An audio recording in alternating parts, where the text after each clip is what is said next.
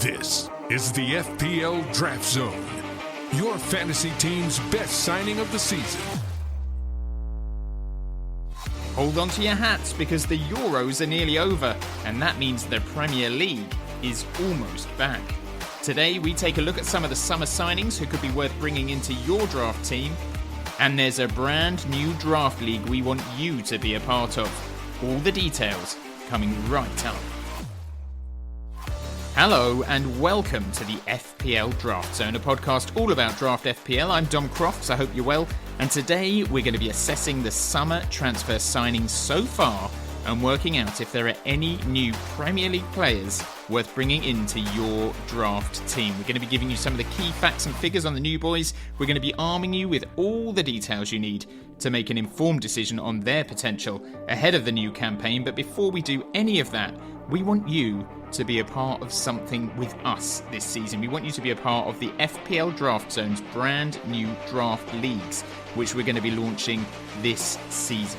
The plan is to have a tiered system with loads of different divisions, promotion and relegation, and every manager that signs up will be allocated their divisional place in a random draw which will take place right here on the pod in a few weeks' time. You could be top flight, or you could be League 2, or you could be somewhere in between. It all depends on how lucky you get in that draw. We've had a good amount of interest on our social channels already, but we really want more of you to get involved because the more of you there are, the more leagues we can create. So if you want to be a part of it, get in touch with us on X or on Instagram. You can send us a DM. Our handles on both platforms are the same, at FPL Draft Zone. It's easy to remember, is the name of the show. Or you can email us at fpldraftzone@outlook.com. That's fpldraftzone@outlook.com. Tell us you want to get involved, register your interest with us, and when we have enough numbers, we will do that divisional draw on the show,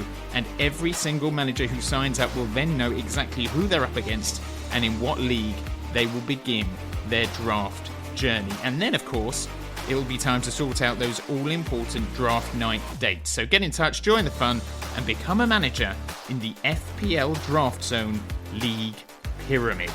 Right, it is time to get started with a look at some of the summer signings so far. The transfer window is still open for a good while yet. There are going to be loads more big money buys joining the top flight between now and the end of August, and we will keep doing scout reports for you as and when those signings come in. But for now, we're going to be taking a look at what all the Premier League teams have been up to so far. We're going to look at who they've bought in, and we're going to hopefully give you a bit of an insight into which of those signings are worth prioritising when it comes to your draft team. So starting alphabetically with Arsenal, unless you're being pedantic and you want to focus on the AFC of AFC Bournemouth, the Gunners have only brought in David Raya so far, and to be honest, I think we all know all about him already. There's not much to say, but when you get to the stage in your draft night when you're drafting keepers, suffice to say, he should be right up there in terms of your goalkeeping preferences. Moving on to Aston Villa, though, they have actually made 5 new signings already this summer. In have come Lewis Dobbin from Everton for a fee of around £9 million. Ian Martson has joined from Chelsea for £37.5 million. Enzo Baranachea and Samuel Illing Jr. have left Juventus for Unai Emery's side for £6.7 million and £18.6 million, respectively. And finally, Ross Barkley has left relegated Luton to return to Villa for a fee of around £5 million. Barkley had a spell on loan at the club in the 2020 to 2021 campaign. So let's start with Lewis Dobbin then, who is a forward. He is 21 years of age. He's made 20 appearances for Everton, in which time he has scored just once. He was an England under-19s Euros winner back in 2022, and he's one of those signings that seem a little bit controversial because of Everton and Villa's need to overcome their PSR difficulties. As an academy product at Everton, his signing represents pure profit for the Merseyside club's financial books. He's very quick, he's very direct. He was part of the Everton squad last season, but he did have very limited minutes. The season before that, he was on loan at League One Derby, where you would think he would have had a whale of a time, but he actually failed to set the league alight in that season either. He played 43 times for Derby, scored 3 goals, and got 4 assists. And remember, that's at League One level. He now joins a Villa side who have just finished 4th and who are playing Champions League football next season. So at face value, you'd have to say that Lewis Dobbin represents nothing more than maybe a financial opportunity for both Everton and Villa and an additional homegrown player for Unai Emery's European squad. I can't see him getting many opportunities this season. I suspect he'll probably end up on loan again, but maybe if Emery does give him a chance in pre-season, and I would say that is a big if, and if he does well in those minutes, and I would say that's another big if, he may earn himself a few opportunities off the bench. Should you think about getting him in your draft team? No, you should not. However, Ian Maatsen is an interesting signing, albeit an extremely expensive one at £37.5 million. He's a very attacking fullback. He was very highly regarded by many at Chelsea.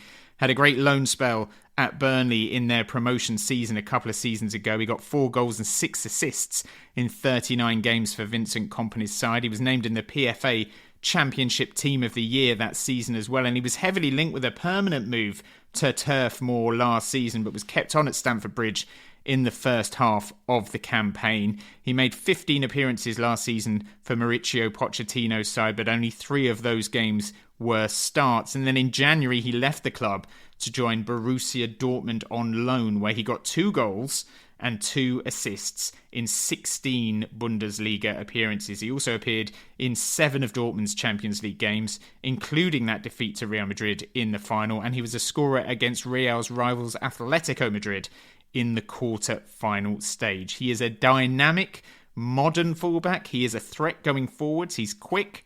He's got good technique. He can beat a player. He's a good ball carrier as well, and he is excellent in possession. He recorded an 85% pass completion per 90 minutes with Dortmund and made 5.35 progressive passes per 90 as well. He's 2-footed. He was a massive miss for Burnley last season, as they didn't have someone who could fill that kind of inverted fullback role in the way that he did in their promotion campaign. Funny enough, Charlie Taylor didn't quite cut the mustard there, and he represents a really good option for your draft team as an attack-minded fullback with an eye for goal. He's going to be playing in one of the strongest teams in the top flight. The only question mark is, can he make that left-back slot his own? He's going to be up against fierce competition with the likes of Lucas Digne and Alex Moreno. You would have to assume now that at least one of those will leave the club. Digne was linked with the move to Saudi Arabia last season, but he was excellent when he played for Unai Emery's side.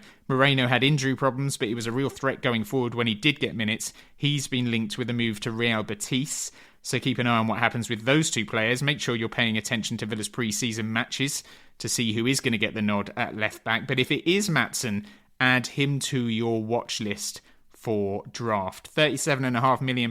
It's a lot of money to spend on a player if you're not going to start him.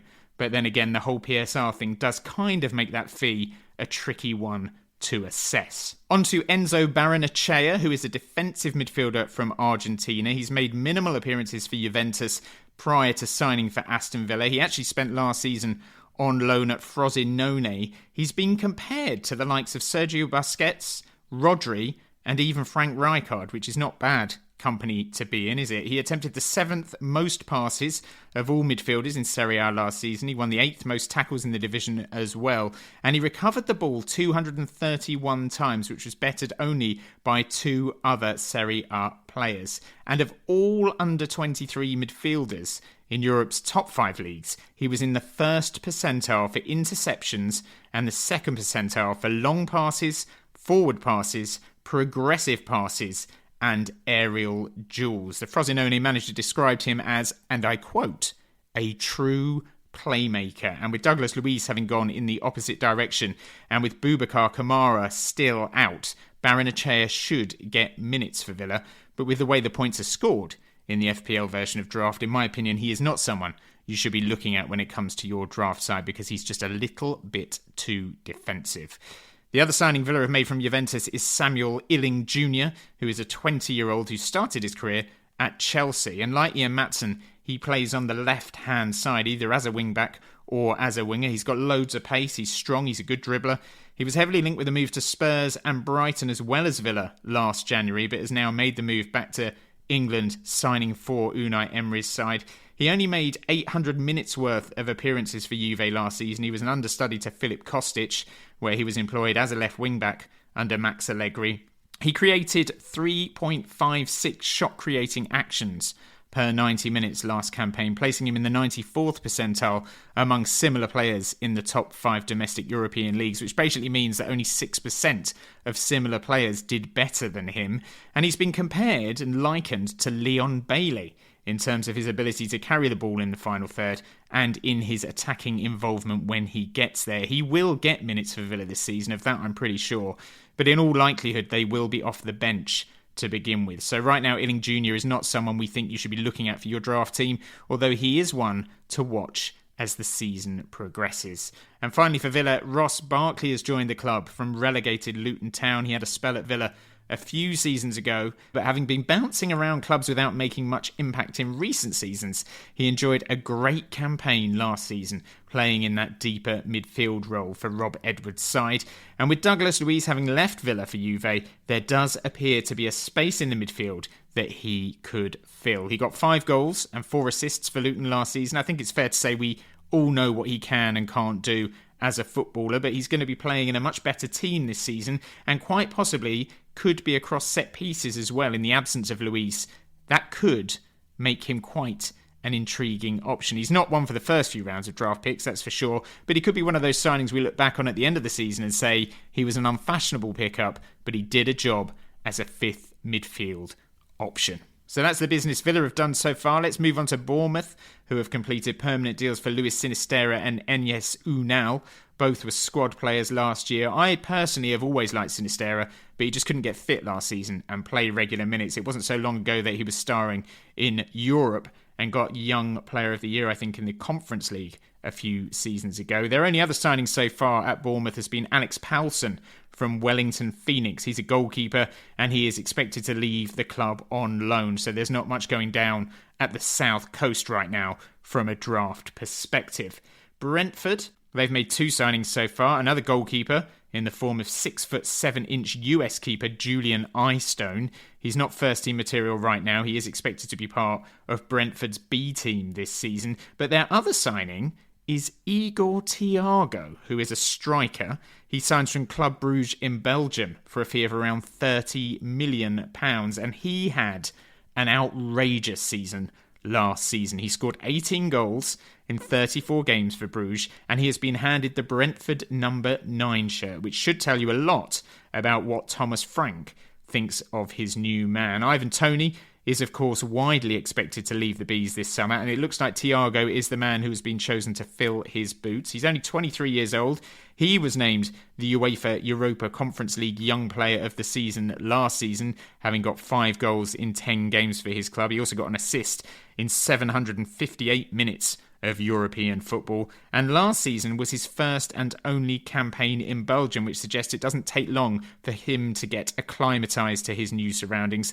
The season before, he was in Bulgaria with Ludogorets, and he got 15 goals in 32 games, so again, pretty much 1 in 2. Thomas Frank has described him as a hard-working and very good pressing player with a physical presence and someone who can link the play. Who does that sound like? Ivan Toney, yes, that's right. And we all know how prolific Ivan Toney has been for the Bees. So given the sheer lack of quality strikers to squeeze into 10 or 12 team draft leagues, Igor Thiago looks like a player who could really improve your title chances. He's unlikely to be on everyone's radar right now, but if you can get in a proven forward and then supplement them with a Thiago, I think you'll be onto a very good thing indeed. Let's move on to Brighton now, who have made 3 signings so far. They brought in winger Yankuba Minte from Newcastle for an eye-watering £33 million. Mats Wiefer has signed from Feyenoord for around £25 million. He's a defensive midfielder. And Demario Cozier-Duberry has joined after he was released from Arsenal. Let's start with Minte then, who is a Gambian international. He started his career in Denmark with Dents, where he got 4 goals and 6 assists in 17 games, and it was that form that earned him his move to Newcastle. But rather than include him in their squad last season, he was shipped out on loan to Feyenoord, where he actually had a really good season. At the start of his loan spell, he didn't get many minutes, but by the end of the season, he'd scored 11 goals, got 6 assists, and had won over his manager Arne Slot, who is now, of course, the Liverpool manager. He's got lots of pace. He played on the right a lot in Holland, but can also play on the left. He's only 19 years old. The problem that he is going to have, of course, at Brighton is that is a side that is very well stocked in terms of wingers. Adingra, Mitoma, Solly March among them. So he is going to be one to keep an eye on, and he could potentially become integral to Fabian Hürzeler's plans, but right now he is a watch and wait. Mats Wiefer is a defensive midfielder who was also part of that Feyenoord squad last season. He is a Dutch international, but he wasn't included in their squad for the Euros. He's had 2 seasons at Feyenoord where he scored 9 goals and got 11 assists in 80 games, or just under 80 games, I should say. But again, given his role in the side, I would say he is unlikely to benefit your draft team too much, so he's a bit of an avoid for me. And then there is a Mario Cozier-Dubry, who was released by Arsenal and picked up by Brighton. He's another winger. He was released by the Gunners after refusing to sign a new deal there. They were keen to keep him, but they couldn't convince him. He's not played in their first team, but in the under-21s last season, he got 13 goals and 5 assists in just 24 matches. So there's definitely a player there, but whether he'll get enough minutes at Brighton to justify a draft place, I'm not so sure. Let's move on to Chelsea then, who have a new manager and new signings. Enzo Maresca has been appointed as the replacement for Mauricio Pochettino, and he has brought with him from Leicester Kiernan Dewsbury-Hall for a fee of around £30 million. Dewsbury-Hall had a great season in the Championship. He finished with 12 goals and 14 assists after being pushed into a more advanced attacking midfield role by Maresca. His Premier League record, however, is slightly more underwhelming than that. He got just 3 goals and 4 assists in 59 games, but he has been brought to play this more forward-facing role, and he showed he was excellent at it last season. Chelsea, well, they were beginning to show signs of progress under Poch at the back end of last season, but the decision to terminate his contract means the Blues will again be a bit of an unknown at the start of this season. Maresca has also got a load of midfield options to choose from, but Dewsbury-Hall is surely going to earn starts. He's come with him from Leicester, so he's clearly his man. And given that his teammate Cole Palmer will be very high on every draft manager's wish list, Dewsbury-Hall could be an alternative route into Chelsea's attacking third if you think they're going to have a decent season. He ranked highest for possession won in the final third among all midfielders in the Championship. He also had the most touches in the opposition box of any midfielder in the division, so the signs are that he could be a good pickup and a decent signing for Chelsea if he can convert that Championship form into the top flight. Tosin Adarabioyo has also joined Chelsea from Fulham. He's a centre-back, and we all know about him from his time at Craven Cottage. The assumption is that he will now become a regular starter for Chelsea, but given their defensive options, it's a wait and see for me. See who he partners, see how Chelsea look at the back, and if you fancy them to be more solid, he could be worth looking at. But obviously there will be better options there given their fullbacks. Cucurella has had a very good Euros, and Reece James could be a regular again, having been named captain,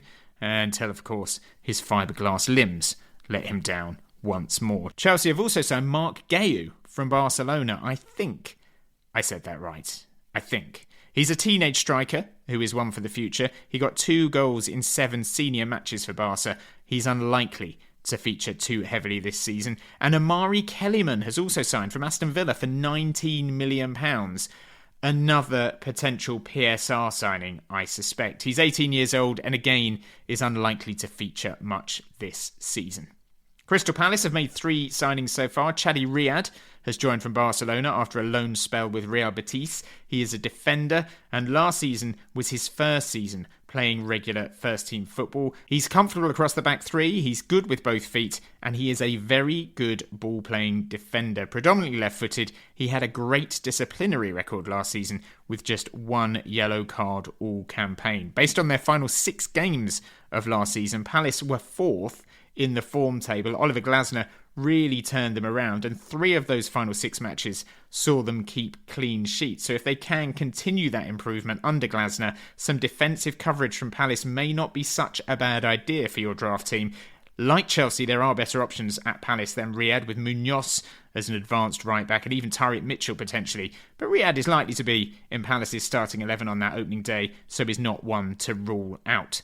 Daichi Kamada has also signed for Palace from Lazio. He played under Oliver Glasner at Eintracht Frankfurt, where he scored 40 goals and got 33 assists in 179 games. He is an attacking midfielder, and at first glance, he looks like he's been brought in to replace a Michael Olise or maybe even an Abrici Eze. So if they were in your draft plans, maybe Kamada should be in your draft plans too. Moving on to Everton, who have also been involved in all the PSR shenanigans. They've signed Tim Irogbunam, pretty sure I haven't said that right, from Aston Villa for a fee of around £9 million. He made 15 appearances for Villa last season after spending the previous season on loan at QPR, where he scored 2 goals in 32 games. So he's not exactly prolific. He tends to drop deep to receive the ball and kickstart possession. He's unlikely to be a regular at Everton, and even if he is, he's unlikely to have the attributes to improve your draft team. Amari Benjamin has also signed for Everton from Arsenal after he wasn't offered a new deal by the Gunners. He describes himself as, and this is a quote, "quite an exciting forward who likes to drive at his man and score goals." He says, "I can play across the front three, I can play left wing, and I can play right wing. And funnily enough, when I started and first played football, I was a centre-back, but those days are long gone." So he's unlikely to be partnering James Tarkowski then, but it's not impossible that Amari Benjamin will get some minutes in Everton's first team further forward. Having said that, if you're looking at Everton as a team to raid for your draft team, it probably makes more sense to focus on a James Tarkowski or their backline players rather than their impotent frontline. So Benjamin is, unsurprisingly, a no for me, as is Iliman Ndiaye, who has also signed for the Toffees from Marseille. He scored 4 goals in 46 games for the French side last year, having got 14 goals and 11 assists in his previous season with Championship side Sheffield United. We're yet to see him perform in the top flight, but he appears on paper to be yet another striking option for when DCL gets injured. He'll be joining the likes of Beto and Chamiti there. And as I've already said, don't look beyond Everton defenders when you're looking at your draft team, unless you want to be very, very disappointed. On to Fulham now, who have been heavily linked with a move for Emile Smith-Rowe, but that has not materialised yet, and indeed they are yet to make a signing of any kind, so we move straight on to newly promoted Ipswich, who have made 2 signings. Amari Hutchinson has joined from Chelsea, and Ben Johnson has signed from West Ham. Johnson was a bit part player for the Hammers as an understudy to Vladimir Koufal at right back. I wouldn't have thought you'd be looking to bring in too many Ipswich defenders to your draft side, and probably with good reason, although Leif Davis is someone who has enjoyed an incredible season at Portman Road and could be one to consider. So let's move on from Johnson and focus on Amari Hutchinson, who could be one to watch. He's cost the club £20 million. He scored 10 goals and got 6 assists on loan at Ipswich last season. He is now their club record signing, so there is no doubt he will be an integral piece of their team going forward. We are yet to see him strut his stuff in the top flight, so it's hard to know if he'll be able to make that step up, but he was very highly regarded at Arsenal before he was poached by Chelsea, and he has a manager who obviously rates and trusts him. He's good on the ball, he can beat a man, he can play as a winger or as an attacking midfielder, so he has the right profile to do well this season. But we have to remember that Ipswich Town were a League One club just 2 seasons ago, and it is going to be a long, hard season for them and a huge challenge for them to stay up. So Hutchinson is likely to be in a team that loses most weeks, and that is not great from a fantasy draft point of view. Let's move on to Leicester City now, who are now managed by former Forest boss Steve Cooper following Enzo Maresca's departure. Leicester have made 3 signings so far. Bobby de Cordova-Reid has left Fulham for Leicester. Michael Golding has left Chelsea for Leicester. And Caleb Okoli has left Atalanta for Leicester. De Cordova-Reid has been a regular for Fulham over the last couple of seasons. He is a bit of a journeyman player. He's had spells at Bristol City and Cardiff City as well. He finished last season with 6 goals from 33 appearances, which was actually his most prolific ever season in the top flight, and that kind of tells you everything you need to know about Cordova-Reid. He'll work hard for Leicester, he'll get minutes for Leicester, but will he get you many points? I don't think so. Michael Golding, well, he's come from Chelsea. He's a young midfielder who's cost the club £4 million.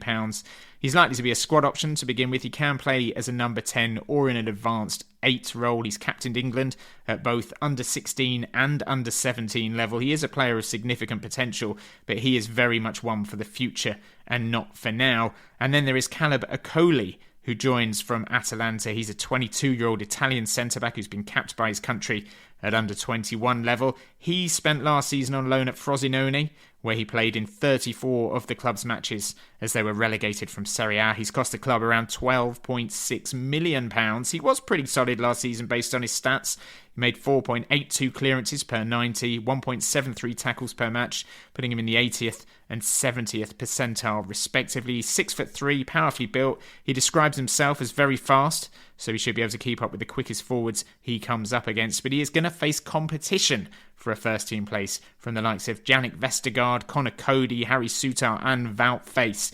So if you have a huge urge to draft a Leicester defender, point 1, you're insane. And point 2, maybe hold off before committing to Caleb Okoli.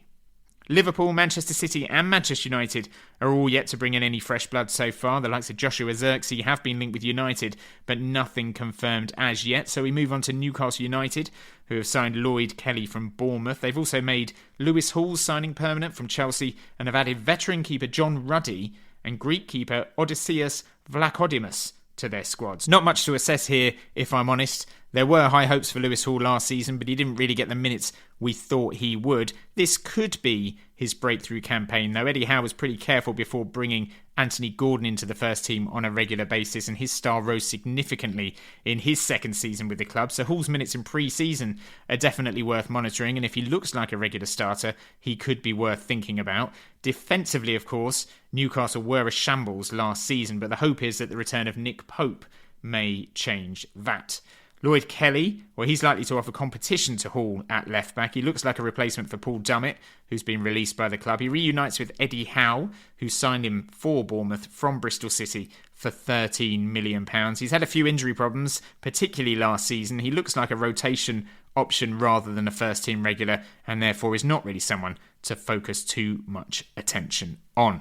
Nottingham Forest have signed Elliot Anderson from Newcastle for £35 million, PSR Claxon, as well as Eric da Silva Moreira from St Pauli and Marko Stamanic from Red Star Belgrade. Anderson is, of course, a hard-working midfielder. He could thrive at the City ground, but I can't sit here and tell you he's a serious draft option right now. Eric da Silva Moreira is an 18-year-old wing-back who will add depth to the squad, but little more. And Marko Stamanic has immediately been shipped off to Olympiacos on loan, so nothing happening from a draft perspective at Nottingham Forest. Southampton are back in the top flight and are furiously trying to strengthen their side. They brought in 6 players so far, which is more than any other club. Adam Lallana has returned to the Saints after spells at Liverpool and Brighton. Not too much to say about him. He's an experienced midfielder who Southampton, I'm sure, will be hoping can guide them through those difficult moments that are certain to come their way. Rento Takaoka has joined from Nisho Gakuen High School, and as you can gather from his previous club name, he's very much one for the future. Taylor Harwood-Bellis has signed on a permanent deal for Manchester City. Harwood-Bellis was a key figure for Southampton last season as they earned promotion. He made 46 appearances for the club and scored 6 goals from central defence. Charlie Taylor has also joined from Burnley. We all know about him. He's a left-back with bags of experience. And Ronnie Edwards has signed from Peterborough, another defender. And finally, Nathan Wood has signed from Swansea. And guess what, folks? Yes, he's another defender, so Southampton yet to add any firepower to their squad, preferring to improve their backline, which they have done 5 times. And do you want a Southampton defender in your team? Ho, I don't think you do you? Spurs have made 3 new signings. Timo Werner signed on for another season on loan from Leipzig. He was semi-decent last season, I would say, but didn't exactly set the league alight. Lucas Bergevall has joined from Swedish club Djurgårdens. He is an 18-year-old midfielder who made 42 senior appearances in Sweden, scoring 3 goals. Again, not really a player worth focusing on too much right now. And then there is Archie Gray, who has signed for Spurs from Leeds United in a deal worth around £40 million. He is another 18-year-old, but given the fee that they have paid for him and the season he's just enjoyed at Leeds, he certainly has the potential to force his way into Spurs' first team. It will be interesting to know what position FPL register him as, because he can play as a right-back, but is ostensibly a central midfielder. He's not scored yet in 52 first-team appearances for Leeds, but is very well thought of, and the general consensus is that £40 million may turn out to be a bargain if he continues to develop the way he has been. This season he's likely to get a good amount of minutes, and his versatility will certainly help with that, but with the likes of Pedro Porro at right back and Maddison, Bentancur, Bissouma, Sarr and Skip added to the fact that he's not very offensively minded, he is probably another player that right now is not quite the fit that draft managers are looking for. West Ham have made 3 moves so far. Wes Foderingham has come in to strengthen the goalkeeping area. Max Kilman has reunited with new West Ham manager Julian Lopetegui after their spell together at Wolves. And highly rated Brazilian Luis Guilherme has also signed. Starting with Kilman, West Ham were dreadful defensively last season. They had the 3rd worst XGC stats ahead of only Luton and Sheffield United, and so they had to do something to improve that part of their side. Kilman was linked with a move to Napoli last summer, but has instead made the move to the capital, and West Ham fans will be hoping he can improve a real problem area. Lopetegui's sides are generally solid and not spectacular. He is not an attack-minded coach, and he does tend to build his teams with a strong foundation. So you would hope to see signs of improvement at the back for the Hammers, and Kilman will be a big part of that. But before committing to a West Ham defender, let's just see how quickly Lopetegui can sort out their biggest weakness from last season, put his own imprint on their style of play, and then if they are showing signs of improvement defensively, that's the time to invest. You also have to throw in the fact that West Ham face Villa, Palace and Man City in their first 3 games, and so, take it easy on the West Ham backline. Luis Guilherme is the other Hammers signing. He's cost the club £25.5 million and joins from Palmeiras. He's only 18 years old. So many teenagers signing this summer. He is an attacking midfielder. He was heavily linked with a move to Liverpool before joining the Hammers, and he has been likened to Ronaldinho in his style of play. The Guardian listed him alongside Endrick in their 60 of the best young talents in the world shortlist, and a couple of journalists have had their say too. Brazilian journalist Tiago Rebelo wrote, "Football is a simple sport for Luis Guilherme. A midfielder with refined technique, speed and excellent finishing, he is gaining more and more admirers every day. Luis Guilherme is considered one of the next jewels in Brazil's football crown alongside Endrick. Some even believe he will have an even brighter future than his teammate." That is, of course, the Endrick who left Palmeiras to sign for Real Madrid. He could be better than him. That's what Tiago Rebelo is telling us. Meanwhile, South American football expert Tim Vickery described the player as a winger of huge potential. He picked up big game experience this season, and big things are expected in 2024. So West Ham fans have every right to be very excited about this signing, and if he can force his way into their team during the course of the season, he could be a very clever pickup in the waivers. Not one for draft night, unless he has a stellar pre-season, that is, but definitely one to keep an eye on. And finally, it's Wolves, who have made 4 signings. Tommy Doyle has swapped Manchester City for Molineux on a permanent basis after a spell on loan at Wolves last season. He ended up making 30 appearances for the club, did not score, did not assist. He will be a solid squad player, but nothing more for Wolves. Rodrigo Gomes has also signed from Braga, another Portuguese player moving to Wolves. He is a winger. He is a Portugal under-21 international, and he spent last season on loan at Estoril, where he scored 9 goals and got 8 assists in 36 games. He's already being compared to Pedro Neto in terms of his style of play, and Wolves managed to get the deal done despite rumoured interest from the likes of Atletico Madrid and Roma, so he does sound like a real prospect. His new manager Gary O'Neill said he's not proven at Premier League level yet, but he's one we definitely know we can get to that level. So it sounds like the plan is to involve him in the first team with a few appearances off the bench and see if he can make an impact. And then if he can, more chances are likely to follow, and that's when you snap him up on the waivers. But again, not a draft option at the start of the season, maybe one to watch going forward.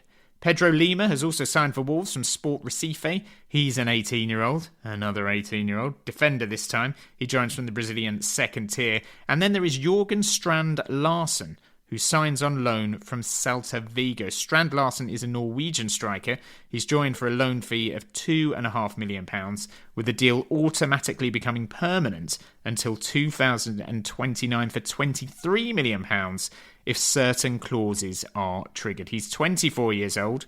He scored 16 goals for Celta last season. He can also play on the wing as well as up front. Wolves have been crying out for a consistent striker since Raul Jimenez suffered that terrible injury against Arsenal a few seasons ago. Cunha had a surprisingly good season last time out, and while they'll be hoping he can replicate that form this season, Larsson offers something different because he is 6'4", he has a massive presence on the pitch, and as well as having that breakout year in Spain, he's also been prolific in Holland as well. He got 17 goals in 35 games for FC Groningen in 2022. Now, we know that the Premier League is a very different challenge. But looking at his stats, there is some promise there. Last season, he averaged 2.58 shots per game. He produced a non-penalty XG of 0.46 every 90 minutes on average, and he created 1.92 shot-creating actions per game. So if he is given the chance to play up front on his own, or even alongside Cunha, he could have a strong season. Some have even compared him to Erling Haaland. Heavy praise indeed, although in reality, their biggest similarity is probably their nationality. So that is it. All the new boys in the Premier League assessed, and a few standout options to consider for draft night and beyond. Our favourite picks right now: Ian Maatsen of Aston Villa, Igor Thiago of Brentford, Kiernan Dewsbury-Hall of Chelsea, and maybe even a little bit of Jørgen Strand Larsen from Wolverhampton Wanderers. But of course, the transfer window is still young. The big name signings are right around the corner, and we'll be giving you a few scout reports of those big name buys as and when they happen. In the meantime, don't forget to get involved in our brand new FPL Draft Zone draft leagues. That's a mouthful. There will be promotion and relegation, and the league you are allocated will be made at random via a draw on this pod in the next few weeks. So all managers will get a shout out on this pod. And the more people who get involved, the more leagues there will be. So tell your friends, get them signed up as well, and we'll see how many leagues we can get going. If you do want to be a part of it, drop us a DM on either X or Instagram and register your interest. Our handle is at FPL Draft Zone on Insta and on X, or you can email us. Our address is fpldraftzone@outlook.com. That's fpldraftzone@outlook.com. And nowadays, you can even drop us a text as well. All the details on how to do that should be on your podcast feed right now on the FPL Draft Zone pod page. So if you want to get in touch with a casual text, you can do that too. Right. I hope that today has been helpful and you've got a good understanding of the new signings who could be worth bringing into your draft team ahead of the new season, as well as a few ones to watch as the season progresses. We will, of course, be back very soon indeed as we build up to the new season. And until next time, it's bye for now.